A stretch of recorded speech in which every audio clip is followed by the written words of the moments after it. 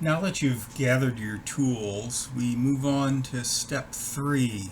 So hopefully you've already practiced on your practice board and are more comfortable with soldering. Maybe not super comfortable, but that's okay. We are first going to start with soldering the chip to the printed circuit board. The chip is already installed, and the reason why it doesn't fall out is because one or two of the leads have been bent over so it doesn't fall out. That's a very common technique. We've talked about it earlier with the resistors, how we make sure that they don't fall out and make it easy to solder. So you're going to need to have your soldering iron warm. So heat that up for a couple of minutes, make sure it's nice and hot.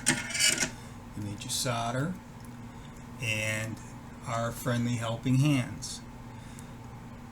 So in this case, we flip the board over so it's on its back side, and I clip it with the helping hands.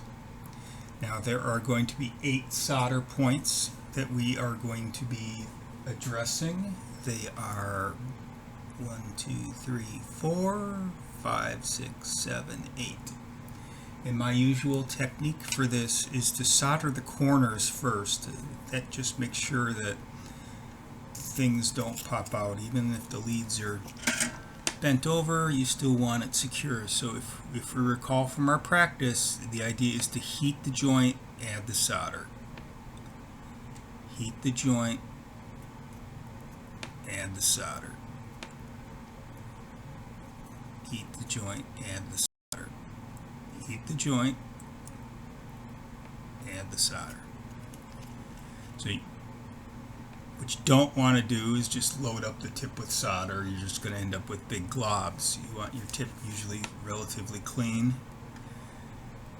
Heat the joint, add the solder. Heat the joint, add the solder. Oop, that one didn't work out too great. There we go. There we go. So that's looking pretty good. There aren't any big blobs or whatnot. There's enough solder to hold things in place. It doesn't look super neat and clean, but that's okay. You're doing this for a learning experience. If you do add excess solder, remember to use your desoldering braid. You just put the braid over it and then put the soldering iron on top. It sucks it right out. So that is step 3. Wasn't that easy? See, it's a good thing you practiced.